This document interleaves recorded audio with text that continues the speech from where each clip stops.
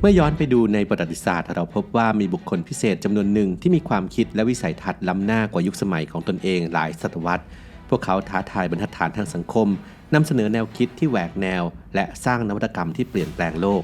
แม้ว่าสังคมในยุคนั้นอาจจะยังไม่พร้อมรับและเข้าใจแต่เมื่อเวลาผ่านไปก็ได้พิสูจน์แล้วว่าวิสัยทัศน์ของพวกเขานั้นถูกต้องคลิปนี้จะพาทุกคนย้อนเวลากลับไปพบกับ6บุคคลผู้มีความคิดที่ล้ำยุคที่กล้าฝันและลงมือทำในสิ่งที่แตกต่างจนกลายเป็นแรงบันดาลใจให้ผู้คนในยุคปัจจุบันติดตามได้ใน6นักคิดผู้มีความคิดล้ำหน้ากว่ายุคสมัยนับศตวรรษ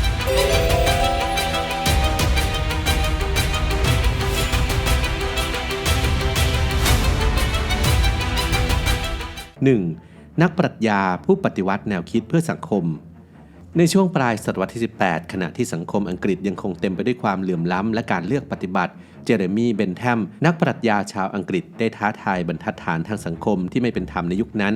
เขาเชื่อว่าหลายสิ่งที่สังคมยอมรับกันอยู่นั้นเป็นสิ่งที่ผิดและสร้างความเสียหายไม่ว่าจะเป็นการค้าทาสการที่ผู้หญิงถูกมองเป็นสมบัติของพ่อหรือสามีหรือการที่มีเพียง3%ของประชากรเท่านั้นที่มีสิทธิ์ลงคะแนนเสียงเลือกตั้งแนวคิดที่โดดเด่นที่สุดของเบนแทมคือหลักอัตถประโยชน์นิยมที่เชื่อว่าความสุขที่มากที่สุดของคนจำนวนมากที่สุดคือเครื่องวัดความถูกต้องซึ่งเป็นแนวคิดที่ปฏิวัติสังคมในยุคนั้นอย่างสิ้นเชิงเพราะในตอนนั้นคนส่วนใหญ่ยังเชื่อว่าความสุขของคนบางกลุ่มมีค่ามากกว่าคนกลุ่มอื่นจากแนวคิดนี้นำไปสู่ข้อเสนอที่ก้าวหน้ามากมายเช่นการคุ้มครองสวัสดิภาพสัตว์การให้สิทธิเลือกตั้งทั่วหน้าการยกเลิกโทษประหารชีวิตการยกเลิกความผิดทางอาญาของรักร่วมเพศและการหย่าร้างที่ไม่ต้องพิสูจน์ความผิดผลงานและแนวคิดของเบนแทมถูกปิดกั้นไว้นานนับศตวรรษหลังจากที่เขาเสียชีวิตบางส่วนยังไม่ได้รับการตีพิมพ์จนถึงปัจจุบันแต่สิ่งที่น่าทึ่งคือเขาได้วางรากฐานแนวคิดเสรีนิยมตะวันตกไว้ก่อนที่สังคมจะพร้อมรับมันนับร้อยปีและในที่สุดแนวคิดเหล่านี้ก็ได้กลายเป็นจริงในสังคมปัจจุบัน 2.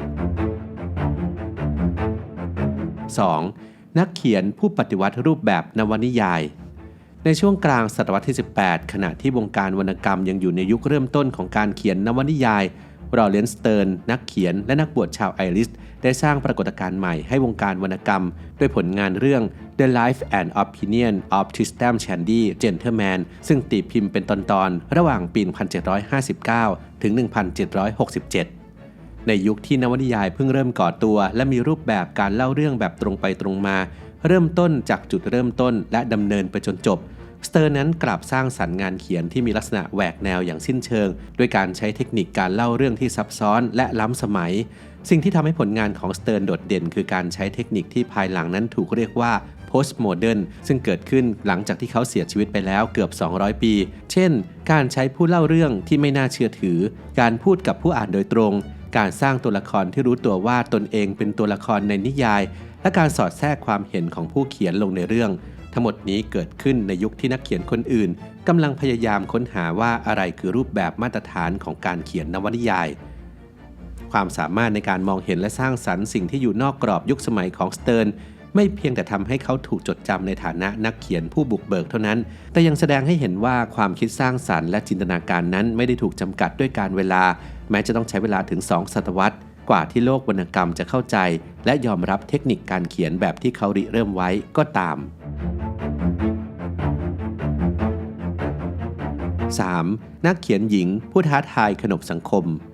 ในยุคปลายยุคกลางของฝรั่งเศสเมื่อผู้หญิงแทบไม่มีสิทธิ์มีเสียงในสังคมคริสติน เดอ ปีซานได้กลายเป็นนักเขียนหญิงอาชีพคนแรกของฝรั่งเศสเธอแต่งงานตั้งแต่อายุ15 ปีและกลายเป็นม่ายเพียง10 ปีให้หลังการสูญเสียสามีทำให้เธอต้องอยู่ในปารีสโดยปราศจากญาติผู้ชายที่จะให้การคุ้มครองและสนับสนุนทางการเงินซึ่งนี่เป็นเรื่องที่ยากลำบากอย่างยิ่งสำหรับผู้หญิงในศตวรรษที่ 14ด้วยภาระในการเลี้ยงดูลูก2 คนหลานสาวและการเป็นแม่ม่ายเดอ ปีซานจึงหันมาใช้การเขียนเป็นเครื่องมือในการหาเลี้ยงชีพเริ่มจากการเขียนบทกวีเกี่ยวกับความรักที่ได้รับความนิยมในราชสำนักฝรั่งเศสจนสามารถสร้างรายได้ผ่านระบบอุปถัมภ์ที่ปกติแล้วสงวนไว้สำหรับนักเขียนชายเท่านั้นภายในปี 1400 ผลงานของเธอเป็นที่รู้จักในระดับนานาชาติทำให้เธอมีอิสระในการเขียนเรื่องราวที่มีเนื้อหาจริงจังมากขึ้นผลงานสำคัญของเธอคือ The Book of the City of Ladies ที่นำเสนอและปกป้องบทบาทของผู้หญิงในประวัติศาสตร์และ The Treasure of the City of Ladies ซึ่งมุ่งเป็นคู่มือการศึกษาสำหรับผู้หญิงจากทุกชนชั้นซึ่งเป็นแนวคิดที่ก้าวหน้ามากในยุคที่คนชนชั้นสูงมักเขียนงานเพื่อกลุ่มคนในระดับเดียวกันเท่านั้นงานเขียนของเดอปีซานได้ท้าทายทัศนคติที่เหยียดหยามผู้หญิงในยุคนั้นแม้จะมีผู้หญิงจำนวนมากในยุคกลางที่ยอมรับบทบาททางเพศตามขนบธรรมเนียมแต่เดอปีซานได้พิสูจน์ให้เห็นว่ามีข้อยกเว้นที่ท้าทายบรรทัดฐานเหล่านั้นได้ 4. ผู้คิดค้นแท่นพิมพ์ตัวเรียงที่ล้ำหน้ากว่ายุคสมัยในประวัติศาสตร์ของการประดิษฐ์คิดค้นมักมีคำถามว่าทำไมบางสิ่งถึงไม่ถูกคิดค้นขึ้นเร็วกว่านี้โดยเฉพาะอย่างยิ่งแท่นพิมพ์ตัวเรียงที่เป็นองค์ประกอบสำคัญของการพิมพ์ในยุคต่อมาซึ่งมีเหตุผลมากมายทั้งการที่การอ่านออกเขียนได้เป็นทักษะที่สงวนไว้สำหรับชนชั้นสูงกระบวนการคัดลอกตัวอักษรด้วยมือที่ใช้เวลานานทำให้การครอบครองหนังสือกลายเป็นสัญลักษณ์แห่งสถานะที่พวกเขาไม่ต้องการขยายไปสู่คนวงกว้างท่ามกลางอุปสรรคมากมายเหล่านี้ปีเฉิงนักประดิษฐ์ชาวจีนในราชวงศ์ซ่งซึ่งเกิดมาในตระกูลสามัญชนไม่มีตำแหน่งทางราชการ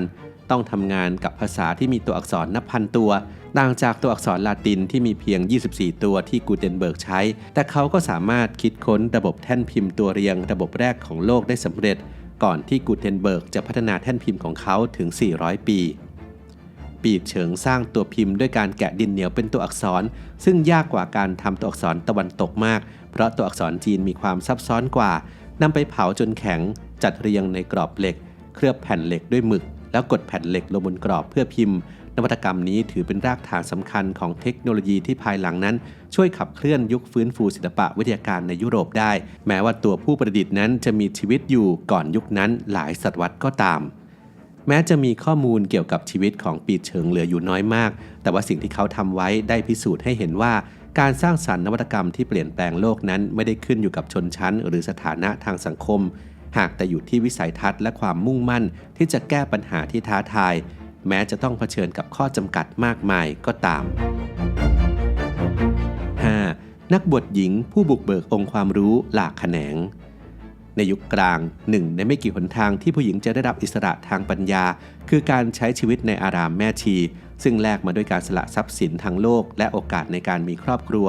รวมถึงต้องยอมรับข้อจำกัดของการใช้ชีวิตในคณะนักบวชแต่ว่าสิ่งที่ได้มาคือโอกาสในการศึกษาเรียนรู้และการได้รับบทบาทผู้นำโดยไม่ต้องเผชิญกับอันตรายจากการแต่งงานหรือความเสี่ยงจากการตายระหว่างคลอดบุตร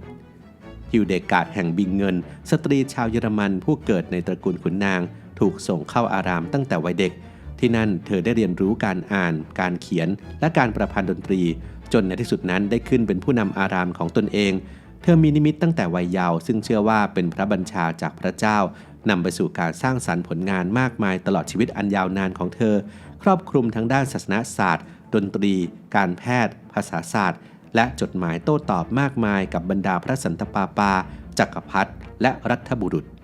แม้จะไม่ได้เป็นนักเรียกร้องสิทธิสตรีแต่ผลงานของฮิลเดการ์ดมีความก้าวหน้าในหลายด้านเธอไม่เลือกปฏิบัติเรื่องชนชั้นทางสังคมในการรับผู้เข้ามาอยู่ในอารามและท้าทายบรรทัดฐานของยุคสมัยโดยการออกเดินทางเทศนาในที่สาธารณะถึง4แห่งที่น่าสนใจคือผลงานด้านการแพทย์ของเธอที่อยู่บนพื้นฐานของประสบการณ์จริงเธอใช้สมุนไพรและยาน้ำมากกว่าการรักษาแบบดั้งเดิมที่พึ่งพาการเจาะและระบายเลือดเสียและวิธีทางโหราศาสตร์และที่สำคัญคือเธอเขียนถึงความสำคัญของการต้มน้ำดื่มเพื่อป้องกันการติดเชื้อความสามารถในการผสมผสานความเชื่อทางศาสนากับความก้าวหน้าทางวิทยาการของฮิลเดการ์ดแสดงให้เห็นว่าแม้ในยุคที่ความเชื่อทางศาสนามีอิทธิพลสูงก็ยังมีพื้นที่สำหรับการพัฒนาความรู้บนพื้นฐานของประสบการณ์และการสังเกตทำให้เธอกลายเป็นต้นแบบของการเป็นนักวิชาการที่รอบด้านในยุคกลาง 6. สตรีผู้บุกเบิกวรรณกรรมวิทยาศาสตร์